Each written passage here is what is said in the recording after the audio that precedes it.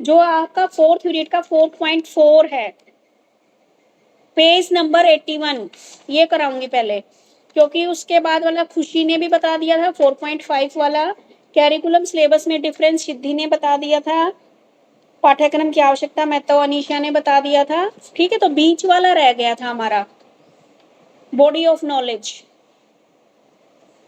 निकाल लीजिए, करें स्टार्ट। Yes ma'am. देखो टाइप ऑफ नॉलेज इसने बताया है, क्वेश्चन है हमारा, type of knowledge and valid process. ठीक है, कि हमारा टाइप मैम ऑफ नॉलेज क्या, हाँ जी बेटे। Ma'am bodies of knowledge, different kind of knowledge and validation process आपने मेरे को दिया है। अच्छा, आपको दिया है मैंने, आप बता दो बेटे। यस मैम, एक मिनट।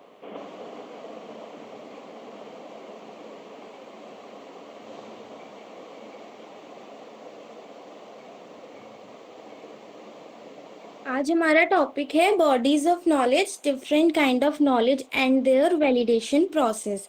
ठीक है, तो हम बॉडीज ऑफ नॉलेज, पहले मैं इसका ना जो सेंटेंस है इसका मीनिंग बता देती हूँ। बॉडीज ऑफ नॉलेज का मतलब होता है, बॉडीज मतलब पार्ट्स, मतलब नॉलेज के हम पार्ट्स की बात कर रहे हैं यहाँ पे। ठीक है, फिर आता है आपका different kind of knowledge and their validation process. Different kind of knowledge मतलब जो हम नॉलेज के पार्ट्स की बात कर रहे हैं ना, उनके भी छोटे छोटे छोटे पार्ट्स हैं, तो इसको हमने बोला डिफरेंट काइंड ऑफ नॉलेज। और फिर आता है आपका वैलिडेशन प्रोसेस। वैलिडेशन प्रोसेस का मतलब होता है किसी भी चीज को वैलिड करना, मतलब जैसे कि हमने कोई वर्क करा है, हमने मान लो क्लास में कैरिकुलम और सिलेबस के बारे में लास्ट टाइम डिस्कशन करा था, हमने क्लास में उसको समझा, फिर हमने घर पे बैठ के उसके क्वेश्चन सॉल्व करे, फिर नाइट में जब हमने उसका रिवीजन करा, तब हमने उसको वैलिड करा कि हाँ हमें वो समझ में आ गया, तो उसको बोलते हैं हम वैलिडेशन प्रोसेस।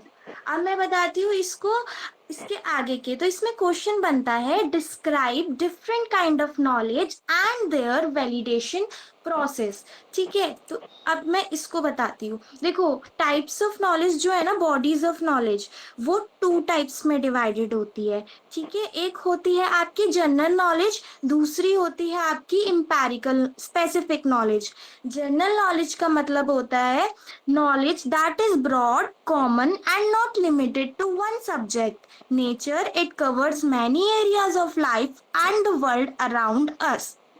बेसिकली ऐसा है, जनरल नॉलेज ना जो होती है वो बहुत ब्रॉड होती है, कॉमन होती है, और ये सिर्फ एक सब्जेक्ट तक लिमिटेड नहीं होती है। जैसे कि हमारा जो मेनली हम जनरल नॉलेज जीके पढ़ते हैं ना, उसमें बहुत सारे एरियाज हम कवर करते हैं। जैसे कि knowing the Indian capital in new Delhi, हमें पता होता है इंडिया की कैपिटल न्यू दिल्ली है। हम हिस्ट्री के बारे में पढ़ते हैं, ज्योग्राफी के बारे में पढ़ते हैं, फिर हम इसमें मेन एग्जाम्पल ले सकते हैं करंट अफेयर। ठीक है, या फिर हम कहते हैं जो हम अवेयर हो रहे हैं हम अपने day to day life facts के अकॉर्डिंग।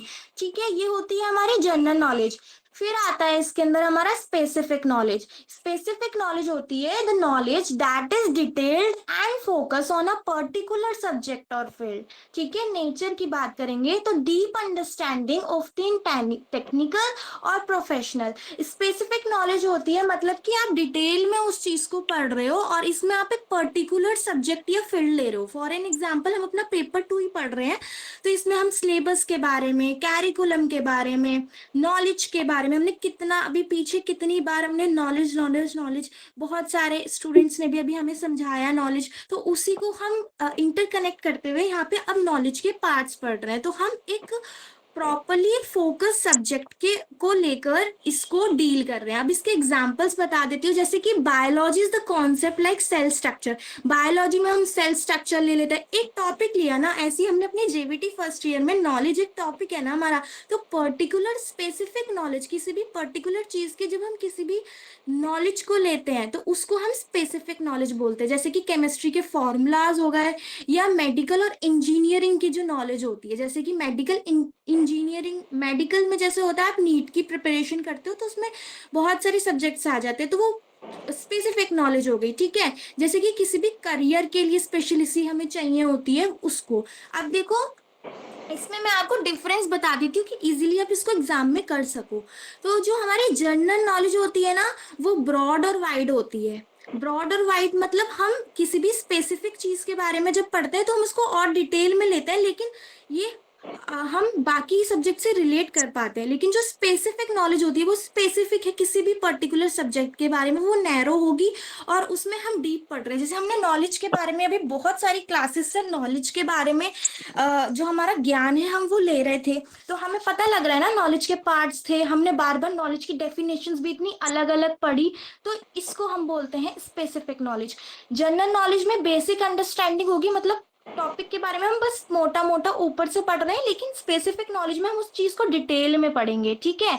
हम जनरल नॉलेज को अपनी डेली लाइफ में यूज कर सकते हैं, बट जो हमारी स्पेसिफिक नॉलेज होती है, जो हमारी स्पेसिफिक नॉलेज सब्जेक्ट पर्टिकुलर होता है हमारा, तो वो हम अपनी एजुकेशन फील्ड में यूज करते हैं, ठीक है। अब आता है हमारा इसके अंदर नेक्स्ट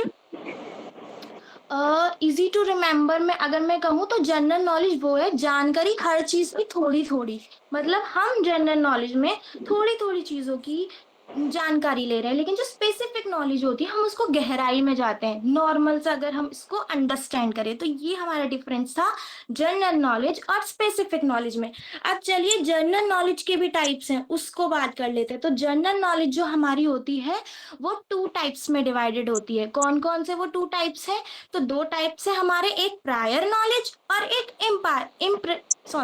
इम्पैरिकल नॉलेज। जो हमारी प्रायर नॉलेज होती है, मैं थोड़ा सा पढ़ देती हूँ इसको। अ prior knowledge is a perspective knowledge received by intellectual without the help of experience is called a prior knowledge. The example of such knowledge can be found in a mathematical in logic, 2 and 2 make 4 is example of mathematics। देखो prior knowledge में ना हम logic का use करते हैं, यहाँ पे हम पहले से हमें जो चीज बताई गई होती है हम उसको यूज करते हैं, ठीक है। नॉलेज गेन विदाउट एक्सपीरियंस, मतलब प्रायर नॉलेज जिसमें हमने एक्सपीरियंस को यूज ही नहीं किया हो, जैसे 2+2 4 होता है हमें पता है, ठीक है।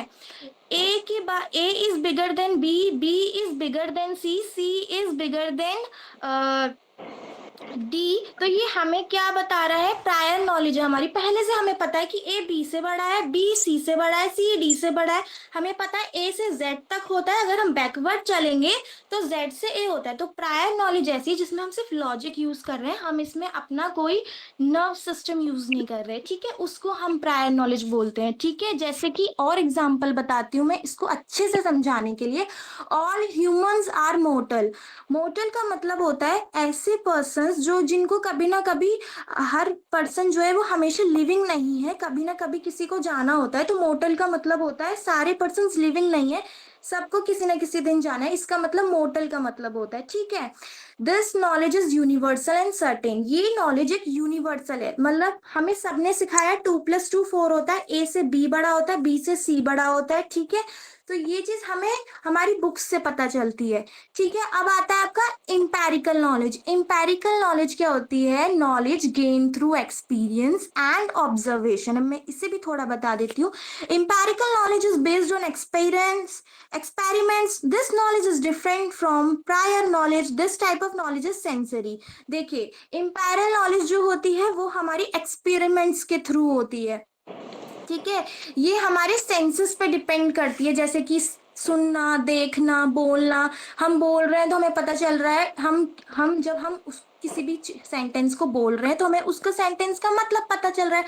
हम किसी चीज को ऑब्जर्व कर रहे हैं तो हमें, जैसे ट्री इज ग्रीन, हमने उसको अपने आईज से नोटिस किया तभी हमें पता चला ना कि वो ट्री ग्रीन है। तो इस तरीके से, जैसे कि फायर हॉट होता है, जब हमने अपने हैंड को ठंडियों में जब हम हाथ तापते हैं तो हमें गर्माहट फील होती है ना, तो हमें तब पता चला कि जो हमारी फायर है वो गर्म होती है। जब हमने ठंडों में जब हमें गर्मी लगी तो हम जो ग्लास जो होता है हमारा उसमें हम आइस डाल के पीने लगे, तब हमें पता चला ना कि आइस कोल्ड होती है। तो learning is from experiment in science. तो लर्निंग का मतलब होता है एक्सपेरिमेंट, साइंस के एक्सपेरिमेंट जो हम केमिस्ट्री में भी करते हैं और हम डेली लाइफ में भी, जैसे fire is hot, ice is cold, ठीक है। देखना, सुनना, टच करना, इसको इंपेरिकल नॉलेज बोलते हैं, ठीक है। अब अगर मैं इसका सिंपल डिफरेंस बता देती हूँ, पेपर में कुछ भी याद ना आए तो क्या करना है। देखो प्रायर नॉलेज रीजन पे बेस्ड होती है। फायर इज फायर जो है वो हॉट है, ठीक है, रीजन है ना, हॉट है, हमें पता लगा ना, हमने छू के पता करा ना, प्रायर नॉलेज में हमें कोई ऑब्जर्वेशन नहीं चाहिए, ठीक है, ये यूनिवर्सल है, सर्टेन है, हम बचपन से पढ़ते आ रहे हैं, A for apple, B for boy, C for cat, ठीक है, 1 2 से बड़ा है, 2 3 से बड़ा है, 3 4 से बड़ा है, हमें पहले से पता है, हमने बैकवर्ड काउंटिंग पढ़ी, हमने फ्रंट वाली जो स्टार्टिंग की काउंटिंग होती है 0 1 2 3 ये भी पढ़ी, तो हमें इसका सर्टेन पता है ना, यूनिवर्सल है, हम इसमें कुछ चेंज नहीं कर सकते। लेकिन जो हमारी इंपायरल नॉलेज है, इंपेरिकल नॉलेज है, उस वो एक्सपेरिमेंट बेस्ड होती है, ठीक है, वो ऑब्जर्वेशन नीड होती है, हम कोई काम कर रहे हैं तब हमें पता चल रहा है, हमने कोई टॉपिक पढ़ा तब हमें पता चला ना हमारी वीकनेस ये है, ये है, मतलब जैसे कि हमने एक टॉपिक पढ़ा, अब हमें पता है कि अच्छा इसमें ये टाइप्स थे, अच्छा मुझे ये वाला टाइप समझ नहीं आया, अच्छा मुझे ये चीज लिख के करनी चाहिए शायद तब मुझे समझ में आ जाए, या फिर मेरे ना मैथ्स वीक है, मुझसे ना स्क्वायर्स नहीं निकलते, तो स्क्वायर्स नहीं निकलते तो मैंने प्रैक्टिस करी ना तब मुझे आया ना, तो इस तरीके से एक्सपेरिमेंट चाहिए होता है, इसमें हम चेंज कर सकते हैं अपने अकॉर्डिंग, हमें जैसा अच्छा लगता है हम वैसे चेंज कर सकते हैं, जैसे कि इसका एग्जाम्पल साइंस ले लो या फिर डेली लाइफ ले लो, ठीक है, तो ये चीज आपकी प्रायर नॉलेज और आ गई आपकी इम्पायरल नॉलेज। अब मैं आपको बताती हूँ जो हमारा जनरल नॉलेज है ना, the type of general knowledge have been broadly analyse in the contest of Indian philosophy as well as the western philosophy. अब जो हमारी जनरल नॉलेज है ना वो भी बहुत सारे पार्ट्स में डिवाइडेड कर दी गई है, ठीक है, इसलिए इसे यहाँ पे बोला different kinds of knowledge and the validation process. Valid बताने के लिए जो हमारे जो ऑथर हैं वो हमें बहुत सारे टाइप्स बता रहे हैं, अब मैं टाइप्स भी बताती हूँ। सबसे पहला टाइप इसके अंदर Upanishad and the type of knowledge आता है, फिर Shrimad Bhagavat Gita type of knowledge, Jain philosophy type of knowledge, justice philosophy and Sankhya philosophy. ये जो टाइप्स है ये सिर्फ अभी आपके जनरल नॉलेज के टाइप्स है, इसमें स्पेसिफिक नॉलेज हमने इंक्लूड नहीं करा है, ठीक है।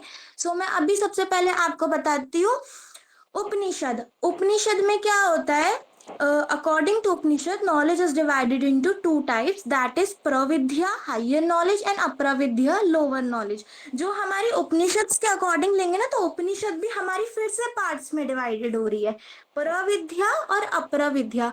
प्रविद्या क्या होती है, हायर नॉलेज होती है, knowledge of self atma and paramatma God helps us to understand ultimate truth, leads to moksha and liberation. Example, knowing who am I, understanding that we are not just a body but a soul, ठीक है, easy line में अगर हम इसको बोले तो paravidya is the knowledge of truth and soul. देखो प्रविद्या होती है ऐसी विद्या जो हम जो हमारे वेदास होते हैं उनसे पढ़ते हैं, जैसे कि हमारी श्रीमद् भागवत गीता हो गई, उसमें हम बहुत सारे सार पढ़ते हैं कि हमें इस तरीके से पढ़ाई करनी चाहिए, हमें अपने गोल के बारे में नहीं सोचना चाहिए, हमें बस अपने लक्ष्य की ओर, जैसे कि जो हमारे अर्जुन जी थे उन्होंने जो चिड़िया थी उनकी आंख को लक्ष्य बनाते हुए किसी भी कार्य को किया था, ठीक है, तो उसी तरीके से इन्होंने बोला knowledge of self atma and Brahma God. हम यहाँ पे गॉड की आईज से हम अपने लाइफ की एक डायरेक्शन को लेते चल रहे हैं, उसको हम प्राविद्या बोले, इसलिए हमने बोला है इसको हायर नॉलेज।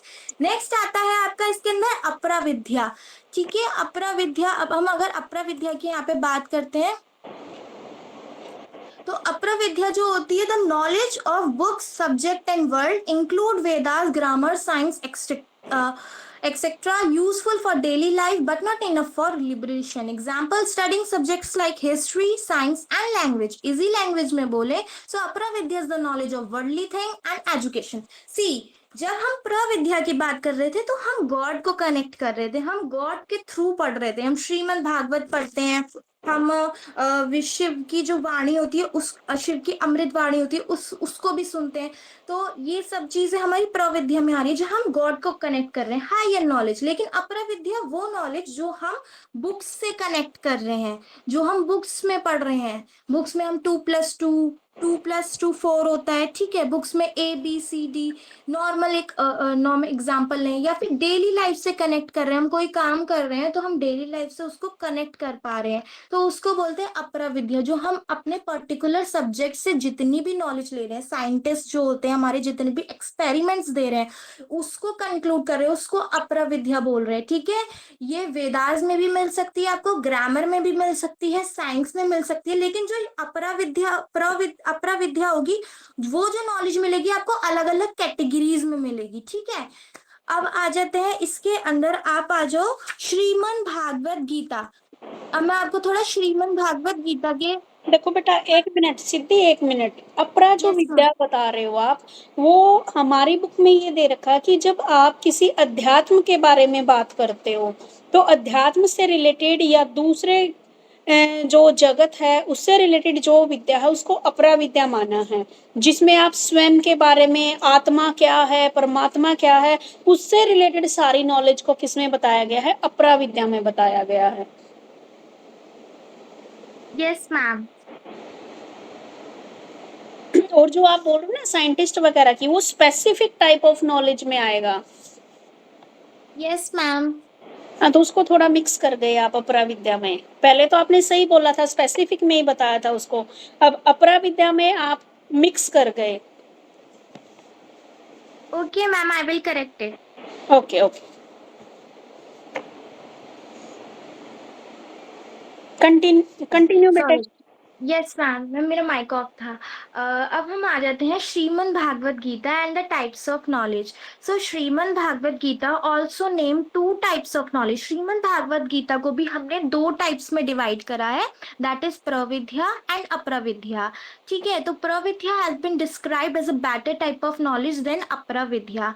तो श्रीमद् भागवत में भी इन्होंने डिस्कशन करा है, प्रविद्या को और अपराविद्या में डिवाइड करा है। लेकिन यहाँ पे श्रीमद् भागवत गीता जो होती है, जो श्रीमद् भागवत गीता के in the 18th chapter of Gita, three qualities of knowledge has been described into sattvik knowledge, rajasi knowledge and tasmik knowledge. जो हमारी भगवत गीता के 18 चैप्टर्स है ना, उसके अंदर हमारी जो नॉलेज है वो थ्री पार्ट्स में डिवाइड की है, दैट इज सात्विक नॉलेज। यहाँ पे ना मिसप्रिंट है ये वर्ड इस लाइन में, तो आप इसको ना करेक्ट कर लेना। राजसी नॉलेज एंड तास्मिक नॉलेज। तो सात्विक नॉलेज में बता देती हूँ क्या होता है। तो sattvik knowledge sees unity in diversity, ठीक है, understands that all living beings are connected, pure and knowledge. So sattvik knowledge is considered superior to other two types of knowledge। सात्विक नॉलेज जो होती है आपकी यूनिटी दिखाती है, ठीक है। नॉर्मल सात्विक नॉलेज मतलब एक नॉर्मल बेसिक नॉलेज जिसे बोलेंगे सात्विक। जैसे डे टू डे लाइफ में जैसे हम कोई भी काम करते हैं तो हम उसे नॉर्मल वे में करते हैं कि आज हमें ये काम करना है, फिर हमें उठकर ये काम करना है। तो सात्विक नॉलेज के वर्ड से ही हम समझ रहे हैं।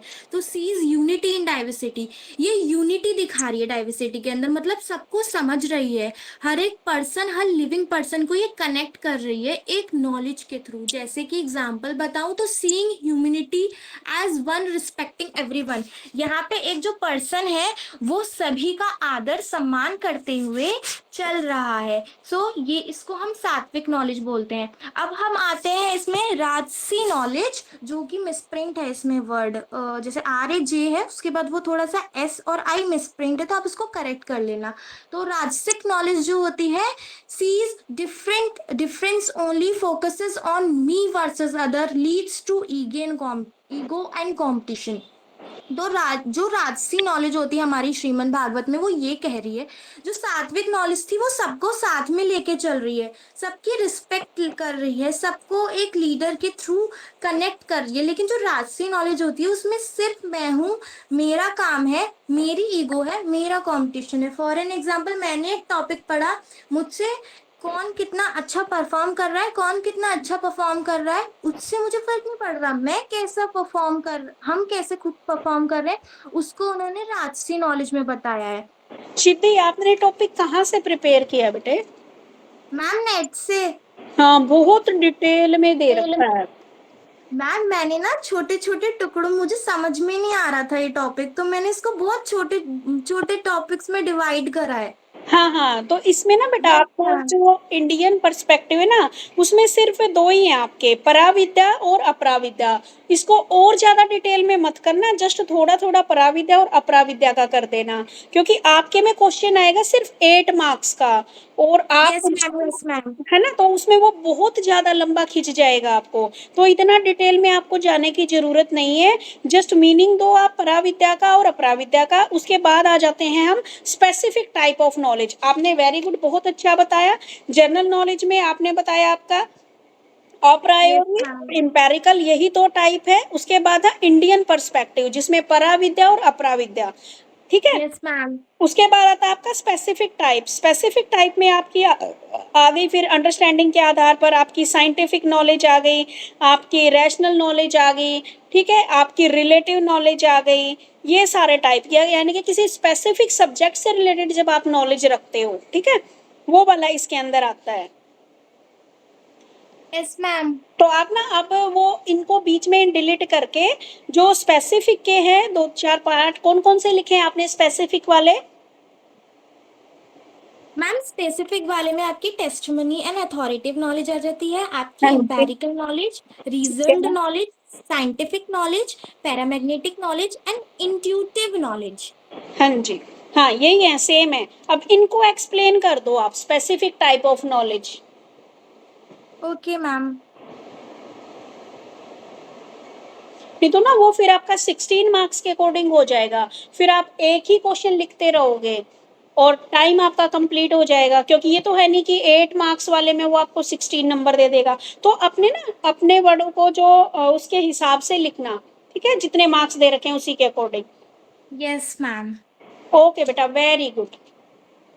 अब आ जाते हैं हम स्पेसिफिक टाइप ऑफ नॉलेज। देखिए specific type of knowledge, specific type of knowledge में आपके जो पॉइंट्स आते हैं वो आते हैं टेस्टिमनी और अथॉरिटेटिव नॉलेज, आता है empirical knowledge, knowledge based on reasoning, scientific knowledge, paramagnetic knowledge, intuitive knowledge. तो चलिए सबसे पहले मैं आपको स्पेसिफिक नॉलेज का मतलब बता देती हूँ। तो specific knowledge is a detailed and specialised knowledge related to a particular subject और एरिया। जैसे कि हमने भी पहले भी डिस्कशन कर चुके हैं कि स्पेसिफिक नॉलेज जो होती है वो एक पर्टिकुलर सब्जेक्ट और एरिया के बारे में जब हम पढ़ते हैं, जैसे कि knowing biology in detail, detail में हम सेल्स के बारे में, ह्यूमन बॉडी के बारे में, हम केमिस्ट्री के जितने भी फॉर्मूलाज होते हैं उसको रिलेट करते हैं, या फिर learning mathematic concept detail in detail. चलिए अब हम इसके टाइप्स के बारे में पढ़ लेते हैं, जैसे कि हमने ऊपर से स्पेसिफिक नॉलेज का मतलब समझा। तो सबसे पहले इसके अंदर अंदर आ जाता है टेस्टिमनी और अथॉरिटेटिव नॉलेज। तो टेस्टिमनी और authoritative knowledge, testimony or authoritative knowledge is that knowledge that we receive from specialists and scientists who have made infundable discoveries, or it describes the statement and writing of those whose views in particular contest and universal acceptance। जो आपकी testimony और authoritative knowledge होती है ना, इसका मतलब होता है कि आप किसी भी रिलायबल बुक्स पे आप जो डिपेंड कर रहे हो, किसी भी सोर्स पे डिपेंड कर रहे हो, जो आपके जो साइंटिस्ट होते हैं उन्होंने लिखी होती है वो एक्सपेरिमेंट्स, उसको हम टेस्टिमनी या फिर अथॉरिटेटिव नॉलेज बोलते हैं। टेस्टिमनी और authoritative knowledge is the knowledge gain from trusted source like teachers, books और एक्सपर्ट्स।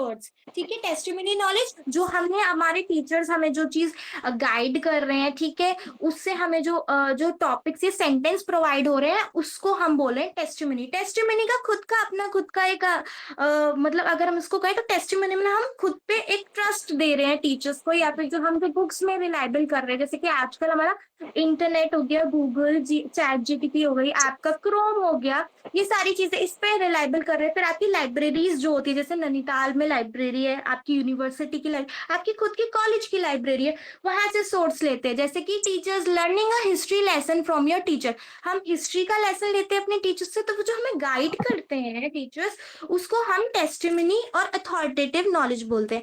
फिर अब आपका आता है इसके अंदर एम्पेरिकल नॉलेज। एक मिनट बेटा, एक मिनट देखो, अगर हम सिंपल से वर्ड में देखें, अथॉरिटेटिव यानी कि अधिकारात्मक। मान लीजिए अब मैं पीएचडी कर रही हूँ, पीएचडी के अंदर मैं जो भी थीसिस लिखूंगी ना जिस भी टॉपिक के ऊपर, वो पूरा का पूरा मैं अपने 2 साल 3 साल उस टॉपिक के ऊपर रिसर्च कर रही हूँ, और वो टॉपिक ना मेरे नाम पे ही क्या होता है, पब्लिश होता है। फिर कोई दूसरा बंदा उस टॉपिक को या मेरी रिसर्च को दोबारा से क्या है उसकी कॉपी नहीं कर सकता। यानी कि जो फैक्ट मैंने ढूंढ के निकाला है, ये लगा लो आप कोई भी साइंटिस्ट किसी बात के ऊपर रिसर्च कर रहे हैं और उन्होंने वो फैक्ट वो जानकारी निकाली है, तो उनके ऊपर उनका अधिकार हो जाता है। ठीक है, जैसे मैं पीएचडी कर रही हूँ तो जिस टॉपिक पे मैं रिसर्च करूंगी उसके ऊपर मेरा अधिकार है, कोई दूसरा व्यक्ति उस नॉलेज के ऊपर क्या है, कॉपी नहीं कर सकता। तो सिंपल सा वर्ड है, जो रिसर्च के दौरान जितनी भी जानकारी हम लोगों ने खोजी है, जिस भी व्यक्ति ने उसके ऊपर रिसर्च की है, उसी की क्या कहलाती है, वो अथॉरिटेटिव नॉलेज या अधिकारात्मक जानकारी कहलाती है। नेक्स्ट। Yes ma'am. नेक्स्ट आता है आपका empirical knowledge. So empirical knowledge is the knowledge we get from the experience and our senses like seeing, hearing, touching, tasting, and smelling. So empirical knowledge is well known maximum that senses are the gateway of knowledge. This is a man most elemental and important source of knowledge. It derives from senses. A person receives this type of knowledge from the sensibilities of the five senses. This type of knowledge is based on experiment. अब देखिए empirical knowledge जो होती है आपकी ऐसी knowledge होती है जो एक्सपीरियंस पे बेस्ड होती है, जैसे कि हमने अभी यहाँ पे स्पेसिफिक नॉलेज का ही ये पार्ट है एम्पेरिकल नॉलेज, तो हम उससे कनेक्ट करते हुए लेके चलेंगे। तो जैसे कि हम देख रहे हैं, सुन रहे हैं, सोच रहे हैं, उसी को हम एम्पेरिकल नॉलेज बोल रहे हैं, जो हम अपने सेंसेस के थ्रू कर रहे हैं। जैसे कि empirical knowledge is gain from the experience, हमने कोई एक्सपीरियंस गेन किया तो हमें एम्पेरिकल नॉलेज मिल गई। हम कोई ऑब्जर्वेशन कर रहे हैं, जैसे कि इसका एग्जाम्पल है you learn by doing on experiencing, मतलब कि आप कोई काम कर रहे हो तो आप जब उसको धीरे धीरे, जब आप डेली डेली उसको पढ़ रहे हो तो आपको उसको रियल मीनिंग अच्छे से समझ में आ रहा है। इसको हम बोलते हैं एम्पेरिकल नॉलेज। एम्पेरिकल नॉलेज के एग्जाम्पल हो गए, जैसे कि स्पेसिफिक में भी हमने यूज करे थे, जैसे फायर इज हॉट। ठीक है, फायर को जब हमने हम हैंड को मतलब सेक रहे थे तो हमें पता लग रहा था कि फायर जो है वो क्या है, हॉट है। ठीक है, आइस इज कोल्ड, या फिर हम रेन की ऑब्जर्वेशन बोल रहे हैं, इसको बोलते हैं हम एम्पेरिकल नॉलेज। ठीक है, या फिर हम साउंड एक्सपीरियंस कर रहे हैं, लेमन का टेस्ट कर रहे हैं। ठीक है, इसको हम बोलेंगे एम्पेरिकल नॉलेज। अब आ जाते हैं हम नेक्स्ट पे, रीजनड नॉलेज। रीजन और logic is a source of knowledge. Logic takes help from the brain and makes assumption, this yield knowledge। तो रीजन नॉलेज जो है वो हम लॉजिक के थ्रू लेके चलते हैं, इसमें हम अपने ब्रेन के लॉजिक्स का यूज करते हैं, उसको हम बोलते हैं reason knowledge. Reason knowledge is a knowledge we get by thinking, logic, reasoning, not by experience. यहाँ पर हम रीजन नॉलेज सिंपल सा है, हम इसमें एक्सपीरियंस का यूज नहीं कर रहे, हम यहाँ पे मैथमेटिक्स का यूज कर रहे हैं। 2+2 4 हो गया आपका। ठीक है, आपका ABCD, आपने स्क्वायर्स निकाले, आपने क्यूब्स निकाले, आपने डिवीजन का मेथड यूज करा, इसी को हम रीजन नॉलेज बोल रहे हैं, जहां पे हम अपने माइंड का यूज कर रहे हैं प्रॉपरली।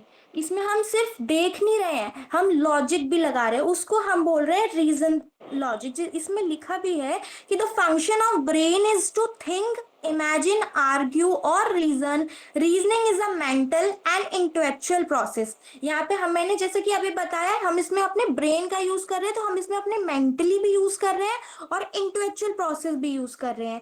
नेक्स्ट आता है आपका इसमें scientific knowledge. Scientific knowledge, this type of knowledge is specific to those whose field of interest is science. They acquire the scientific knowledge by making experiments in laboratories and through investigations. देखिए scientific knowledge जो होती है, ऐसी knowledge जो हम scientifically gain कर रहे हैं, या फिर ऐसे स्टूडेंट जिनका इंटरेस्ट साइंस की तरफ होता है और जिसमें वो एक्सपेरिमेंट्स करते हैं, उनकी जो केमिस्ट्री लैब्स होती है, लैब्स में जाके वो लेबोरेटरीज में एक्सपेरिमेंट करते हैं, उसको हम साइंटिफिक नॉलेज बोलते हैं। ठीक है, जिसमें हम लॉजिक कंट्रीब्यूट देयर शेयर, जिसमें हम लॉजिक भी यूज कर रहे हैं और एक्सपेरिमेंट करके हम फॉर्मूलाज भी गेन कर रहे हैं, उसको बोलते हैं हम साइंटिफिक नॉलेज। अब नेक्स्ट आता है आपका इसमें paramagnetic knowledge. This type of knowledge is based on John Dewey paramagnetism. Paramagnetism is an activity centered paramagnetism assumed that the thought, beliefs and interest of life. Paramagnetism knowledge जो होती है, ये वाली जो नॉलेज होती है, ये जो बेस्ड है हमारे जो ऑथर हैं जॉन डीवे, उनकी नॉलेज के ऊपर है। पैरामैग्नेटिज्म एक्टिविटी, मैम आप ही एक बार पैरामैग्नेटिज्म समझा दीजिए। ओके, देखो बेटा, ये है आपका प्रैग्मेटिक नॉलेज। जिसका है आपको क्रियात्मक ज्ञान भी जिसको बोलते हो। ये नॉलेज जो क्या है आपके लिए बहुत ही क्या होती है, यूजफुल होती है। इसको क्या है हम क्रियात्मक या फंक्शनल के नाम से भी जानते हैं। इस नॉलेज के अंदर क्या है, आपका आपके इंडिविजुअल नॉलेज से, आप हर एक व्यक्ति की क्या नॉलेज है उससे ये कोरिलेट करती है, ठीक है। इसमें आप ऑब्जर्वेशन देखते हो, आप एक्सपीरियंस के द्वारा आप देखते हो, और कुछ एक्सपेरिमेंट के आधार पर जो नॉलेज होती है ये वो वाली नॉलेज होती है। ये ज्ञान एक व्यक्ति को अपने आप को डालने के उपकरण का काम करता है। यानी कि इसमें क्या बताया गया है आपका, प्रैग्मेटिक नॉलेज वो नॉलेज होती है जिसको एक व्यक्ति, एक इंडिविजुअल, यानी कि आप लोग कैसे, या तो ऑब्जर्वेशन के माध्यम से आपने उसको लिया, ग्रहण किया है, या एक्सपीरियंस के आधार पर, या फिर आपने क्लासरूम में जो भी मान लीजिए साइंस के एक्सपेरिमेंट आपने किए, या कुछ और एक्सपेरिमेंट आपसे करवा के देखे गए, या कोई एक्टिविटीज, उसके आधार पर जो ज्ञान आपने प्राप्त किया है वो क्रियात्मक ज्ञान या फिर प्रैग्मेटिक नॉलेज कहलाता है। ये नॉलेज क्या होती है, एक व्यक्ति के लिए उपयोगी होती है क्योंकि ये उसने खुद अपने ऑब्जर्वेशन से, अपने एक्सपीरियंस से और अपने एक्सपेरिमेंट के द्वारा उसने क्या किया है, इस नॉलेज को एक्वायर किया है। बस इतना ही है इसमें। हाँ, इस थैंक यू मैम। अब इसके एग्जांपल्स के बारे में अगर हम बात करेंगे तो जैसे कि ड्राइविंग अ कार, हम जब हम कार सीखते हैं तो सबसे पहले हम उसके मेथड सीखते हैं। तो ठीक है, तो पैरामैग्नेटिक नॉलेज में ड्राइविंग अ कार हो गया, या फिर कुकिंग फूड हो गया, यूजिंग अ कंप्यूटर हो गया, आप कंप्यूटर यूज करते हो, आप आउटपुट के बारे में सीखते हो, इनपुट के बारे में सीखते हो। आपने टीचिंग स्किल्स जैसे कि आजकल हम प्रेजेंटेशन दे रहे हैं तो हमारी एक एक तरीके की प्रैक्टिस क्लास में ऑब्जर्व करने की, बताने की, समझाने की, जिससे कि हमारी मेंटल एबिलिटी भी बहुत ज्यादा बूस्ट होती है, या फिर हम बोले कम्युनिकेशन स्किल। सो ये तो एग्जांपल्स थे पैरामैग्नेटिक नॉलेज के। अब आ जाते हैं हम इसमें last, intuitive knowledge. Intuitive knowledge जो होती है, intuitive knowledge transcends the five senses. Therefore, it has been identified with the sixth sense. Realization of whole intuitive knowledge. Intuitive knowledge is the knowledge that comes from intensely from inside your mind without thinking or reasoning. For an example, gut feeling or a inner understanding. Intuitive knowledge का meaning हम simply अगर समझे, ये हमारे five senses के through आती है। Five senses हमारे माइंड के फाइव सेंस हो, सिक्स सेंस जिसे बोलते हैं नॉर्मली, उसको बोलते हैं हम इंट्यूटिव नॉलेज।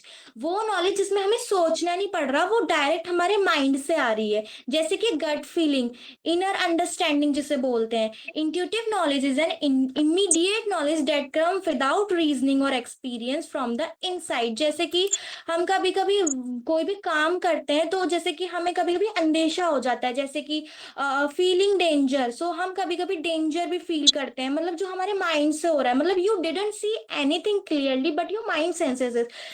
मतलब हम क्लियरली कुछ नहीं देख रहे लेकिन हमारे माइंड उसको ना इंडिकेट कर रहा है, उसको इंट्यूटिव बोलते हैं। जैसे कि मदर की फीलिंग, मतलब जैसे हम कोई क्लास में कोई टॉपिक पढ़ रहे होते हैं लेकिन मम्मी हमारा चेहरा देख के हम बोल देते कि हम सैड हैं, हम हैप्पी हैं। हमारा एग्जाम अगर हमारा थोड़ा अच्छा सा भी नहीं गया होता है, हम बोलते हैं अच्छा गया है, बट मम्मी जो हमारे मम्मी पापा होते हैं वो आइडिया लगा लेते हैं खुद ही अपने आप की, हाँ इसका एग्जाम इस तरीके से गया है। या फिर हम किसी पर्सन को जब जज कर रहे हैं उसको भी हम इंट्यूटिव नॉलेज के अंदर लेते हैं, ठीक है।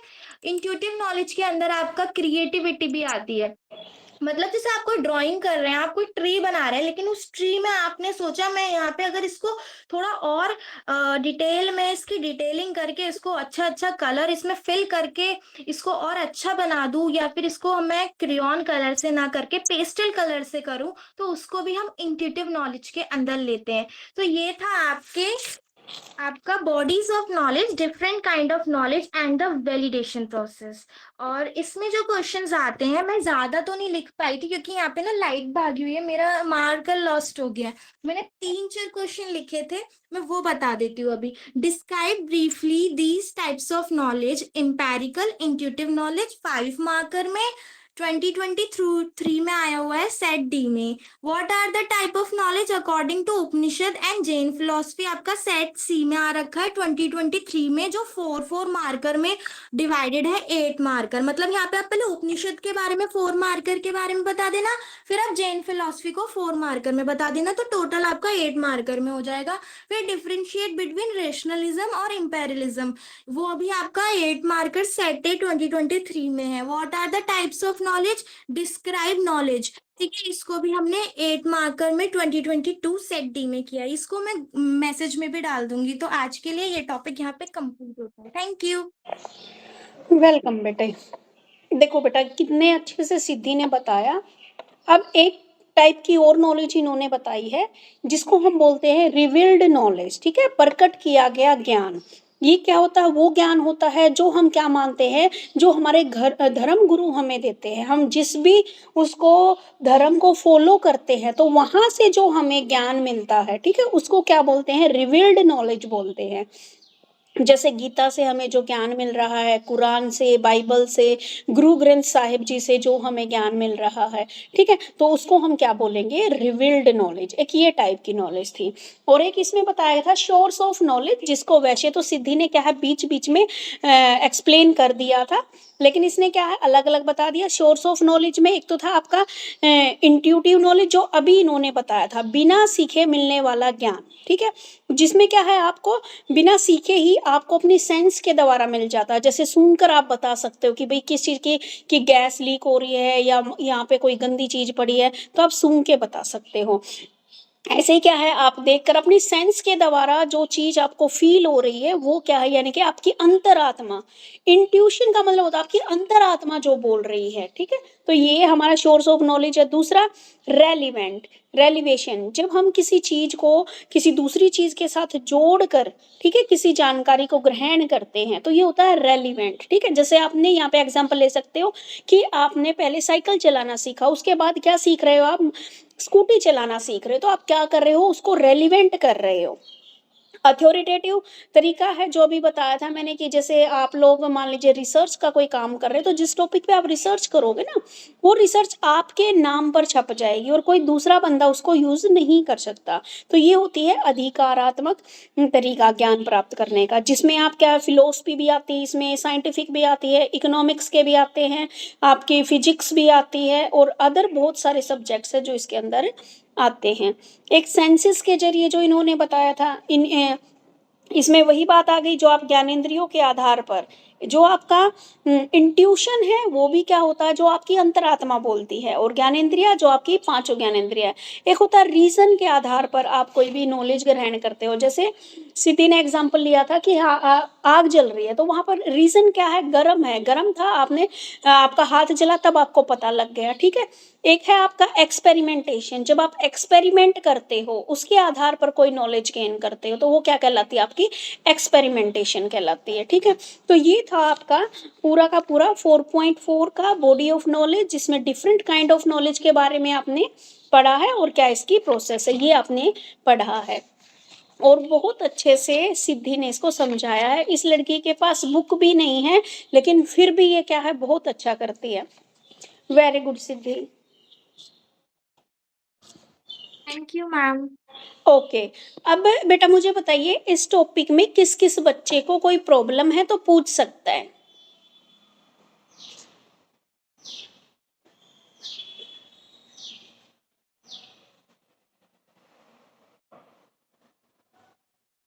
ओके बेटा, थैंक यू।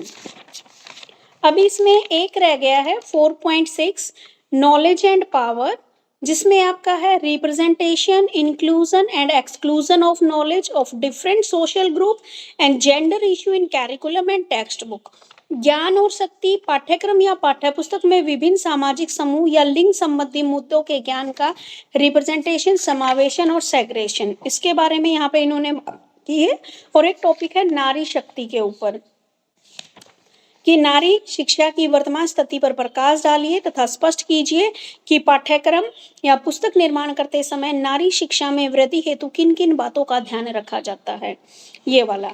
तो ये दो टॉपिक आपके रह गए हैं, पाठ्यक्रम और पाठ्य पुस्तक में विभिन्न सामाजिक समूह के लिए। तो ये ना मैं कल करा दूं? मैम ये आपने मुझे बोला था प्रिपेयर करने के लिए। हाँ, ये तो बोला था प्रीति कि मेरे को ना एक बार मार्कशीट दे के आनी है गुलिया सर को। चलो कोई नहीं, फिर तुम पढ़ा देना, मैं म्यूट कर दूंगी खुद को। एक ना नारी शिक्षा वाला बता दो एक बार सबको। ठीक है मैम। दोनों करके आए हो प्रीति आप? हाँ मैम दोनों कर रखे हैं। ओके, तो फिर आप बता दो, कोई प्रॉब्लम होगी तो बीच में मैं बोल पड़ूंगी, नहीं तो ना मैं एक बार मार्कशीट देनी है मुझे। Okay ma'am. ओके बेटे ओके। तो हमारा आज का टॉपिक है 4.6 ज्ञान और शक्ति। तो हमारा जो पहला क्वेश्चन है वो आता है, पाठ्यक्रम तथा पाठ्य पुस्तकों में विभिन्न सामाजिक समूहों के लिए ज्ञान के प्रतिनिधित्व, समावेशन व पृथक्करण पर चर्चा कीजिए। Discuss representation, inclusion and exclusion of knowledge of different social groups in curriculum and text books. तो मैं आपको पहले थोड़ा सा इंट्रोडक्शन दे देती हूँ इस चीज का। तो जो प्रीति एजुकेशन है वो प्रीति आज ना सिर्फ ना ये जो वुमेन एजुकेशन है ना, ये छोटा क्वेश्चन है, यही बता दो, ठीक है? ये दूसरे वाला कल कर लेंगे, ठीक है मैम। क्योंकि वो लंबे वाला क्वेश्चन है, और फिर ये ना कि मैं ऑफिस में जाऊंगी फिर फोन में ऐसे चलती रहेगी, तो आप सिर्फ ठीक है मैम। वुमेन एजुकेशन का बता दो। Okay ma'am. तो हम बात करते हैं नारी शिक्षा की। हमारा जो क्वेश्चन है वो है, नारी शिक्षा की वर्तमान स्थिति पर प्रकाश डालिए तथा स्पष्ट कीजिए कि पाठ्यक्रम व पुस्तक निर्माण करते समय नारी शिक्षा में वृद्धि हेतु किन किन बातों का ध्यान रखा जाना चाहिए। तो इस क्वेश्चन में हमें इसमें क्वेश्चन में ना आपसे दो बातें पूछी गई है। तो पहला जो क्वेश्चन है इसमें वो है, आज के समय नारी शिक्षा की क्या स्थिति है, what is the present condition of women's education. तो देखो, तो इसके अंदर क्या है कि हमें पहले हम बात करते हैं नारी शिक्षा की वर्तमान स्थिति की, यानी present status of women education. देखो भाई, प्रगति तो हुई है, इम्प्रूवमेंट हुई है। आज से आज पहले के टाइम को देखते हुए लड़कियां पढ़ भी रही है, गर्ल्स को स्कूल, कॉलेज और यूनिवर्सिटीज में पार्टिसिपेशन भी बढ़ा है, इंक्रीज हुआ है, ठीक है। पर अभी भी कुछ प्रॉब्लम एग्जिस्ट करती है, अभी भी कुछ समस्याएं। कैसी समस्याएं, चलो देखते हैं। जैसे कि कई लड़कियां ना पॉवर्टी के कारण ड्रॉप आउट कर देती है, यानी गरीबी के कारण पढ़ाई छोड़ देती है। चाइल्ड मैरिजेस यानी बाल विवाह अभी भी होते हैं फैमिलीज में, आज भी लड़कों को ज्यादा इंपॉर्टेंस दी जाती है, लड़कियों की जल्दी शादी कर दी जाती है जिससे कि वो अपनी पढ़ाई छोड़ देती है। फैमिलीज में लड़कों को भी आज भी इम्पोर्टेंस दी जाती है कि अगर कोई जैसे गरीब फैमिली है तो वो चाहेगी कि हमारे जो लड़के हैं ना वो पढ़े और लड़कियों को घर के ही काम करने दो।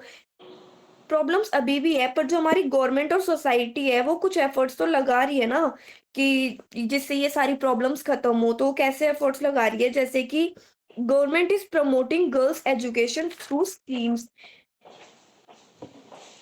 कुछ स्कीम्स बनाई है गवर्नमेंट ने, जैसे कि बेटी पढ़ाओ बेटी बचाओ, फ्री एजुकेशन और स्कॉलरशिप्स, ऐसी कुछ योजनाएं हैं जिससे कि जो गवर्नमेंट चाहती है कि जो नारी की स्थिति है, जो वुमेन स्टेटस है वो इंक्रीज हो हमारी एजुकेशन के अंदर। तो ये कर रही है। तो इसी क्वेश्चन के अंदर जो हमारा दूसरा क्वेश्चन है वो है पाठ्यक्रम। चलो देखते हैं, अब हम बात करते हैं पॉइंट्स की, क्या क्या पॉइंट्स कंसीडर करने चाहिए। तो पॉइंट्स हो सकते हैं, महिला प्रेरणादायक कहानियां शामिल करें, स्टोरीज हम इंक्लूड कर सकते हैं वुमेन्स की, जैसे कि सक्सेसफुल वुमेन्स की हम स्टोरीज इंक्लूड कर सकते हैं टेक्स्ट बुक्स में, जैसे कि कल्पना चावला हो गई, मैरी कॉम जैसी वुमेन्स की हम स्टोरी अपनी बुक्स के अंदर इंक्लूड करेंगे तो जो दूसरी वुमेन्स है वो इंस्पायर होंगी। हम उसका सेकंड पॉइंट ये ऐड कर सकते हैं कि इतिहास में महिलाओं की भूमिका दिखानी चाहिए, कि सिर्फ ये नहीं कि जो राजा महाराजा थे उन्होंने लड़ाई लड़ी, उन्होंने ये राज्य जीता ये राज्य जीता, नहीं, हमें वुमेन्स की भी जो उनकी जो कहानियां थी वो दिखानी चाहिए, जैसे कि रानी लक्ष्मीबाई की वीरता की कहानी थी, और रानी पद्मावती थी जिन्होंने जौहर करा था। ये सारी जो हमारी कहानियां ये हमें इम्प्रूव करनी चाहिए, डालनी चाहिए हमें अपनी टेक्स्ट बुक्स में। और जो हम इसके अंदर नेक्स्ट पॉइंट ऐड कर सकते हैं वो है, जैसे मैथ्स में जो एग्जाम्पल्स होते हैं उनमें ज्यादातर लड़कों के नाम होते हैं, जैसे मोहन सोहन हो गया, सोनू मोनू हो गया। तो फिर वो सारे नाम हमें रखने चाहिए, पर हमें उसके अंदर लड़कियों के भी नाम ऐड करने चाहिए, जैसे राधा और सीमा। इससे भी जो क्या है, लड़कियों का जो खुद के अंदर जो उनका मन है पढ़ने का वो होगा अच्छी तरीके से। हम नैतिक शिक्षा में महिला पात्र भी होने चाहिए, जैसे कि कबीर दास, तुलसीदास के साथ मीराबाई जैसे भी एग्जाम्पल्स होने चाहिए। Include women characters in moral education. हम इसके अंदर नेक्स्ट पॉइंट ये ऐड कर सकते हैं कि इक्वल पार्टिसिपेशन इन एक्टिविटीज। लड़कियों को इनकरेज करना चाहिए पार्टिसिपेट करने के लिए हर एक्टिविटी में और हर स्पोर्ट में, जिससे कि उनका पार्टिसिपेशन ज़्यादा बढ़े। जो हम एजुकेशनल टूर्स करते हैं उसके अंदर गर्ल्स को भी इक्वल अपॉर्चुनिटी अवेयरनेस स्प्रेड हो, हमें समान अवसर यानी इक्वल अपॉर्चुनिटी।